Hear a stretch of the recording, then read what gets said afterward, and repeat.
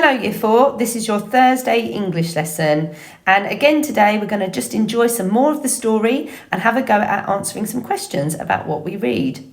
So sit back and enjoy the next 4 chapters of The Wild Robot.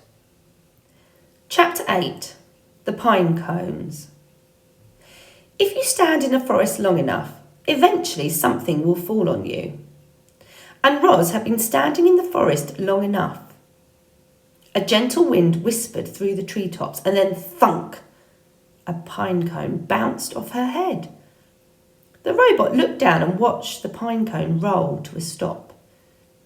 It seemed harmless, so Roz went right back to doing nothing. A few hours later, a gust of wind rushed through the treetops, and then thunk! The robot looked down as another pine cone rolled away. And then a few hours after that, a howling wind tore through the treetops. It bent trunks and shook branches, and then thunk, thunk, thunk. Pine cones began raining down. Thunk, thunk. Roz felt something like annoyance. Thunk.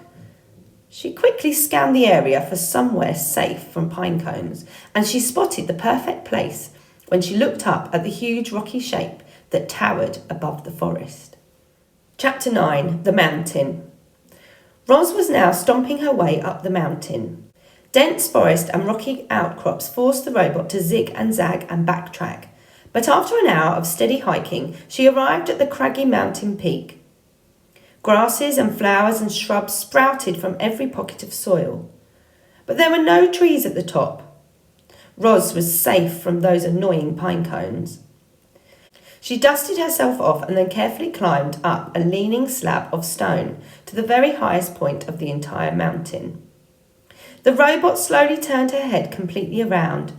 She saw the ocean stretching to the horizon in every direction, and in that moment Roz learned what you and I have known since the beginning of this story. In that moment, Roz finally realised that she was on an island. Roz looked down and surveyed the island. Starting from the sandy southern point, the island grew wider and greener and hillier until it finally jutted up into the rocky cone of the mountain. In some places, the mountain fell away, leaving sheer cliffs. A waterfall rushed off one cliff and fed a river that wound its way through a great meadow in the centre of the island. The river flowed past wildflowers and ponds and boulders, and then disappeared into the forest. Blurry shapes suddenly cut through the robot's vision. She refocused her eyes and saw vultures circling above the foothills. Then she noticed lizards warming themselves on a distant rock. A badger peeked out from a berry bush. A moose waded through a stream. A flock of sparrows turned in perfect unison above the trees. The island was teeming with life, and now it had a new kind of life, a strange kind of life, artificial life. Chapter 10, The Reminder. I should remind you, reader, that Roz had no idea how she had come to be on that island. She didn't know that she'd been built in a factory and then stored in a warehouse before crossing the ocean on a cargo ship. She didn't know that a hurricane had sunk the ship and left her crate floating on the waves for days until it finally washed ashore. She didn't know that she'd been accidentally activated by those curious sea otters. As the robot looked out at the island, it never even occurred to her that she might not belong there. As far as Roz knew, she was home. Chapter 11. The robot sleeps. Roz stood on the peak and watched the sun sink behind the ocean. She watched shadows slowly spread over the island and up the mountainside.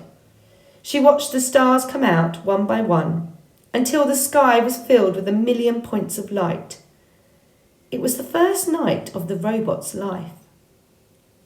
She activated her headlights, and suddenly bright shafts of light were beaming out from her eyes and illuminating the whole mountain top.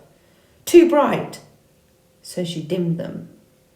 Then she turned them off and sat in darkness and listened to the chorus of nighttime chirps. After a while, our robot's computer brain decided it was a good time to conserve energy. so she sat and anchored her hands to the rocks. Her non-essential programs switched off, and then, in her own way, the robot slept. Okay, Year 4, I've got a selection of reading comprehension questions for you today. You'll notice that I have colour-coded them again as green, amber and red challenges. But like I said the other day, it would be great if you could have a go at quite a few of the questions. I'd expect at least 5 each. Choose 5 questions that interest you. Try and challenge yourself. Here are the questions on Chapter 8 and Chapter 9. Here are the questions on Chapter 10 and Chapter 11. Bring your answers to Zoom and we'll discuss some of the questions. Hope you're enjoying the story, Year 4.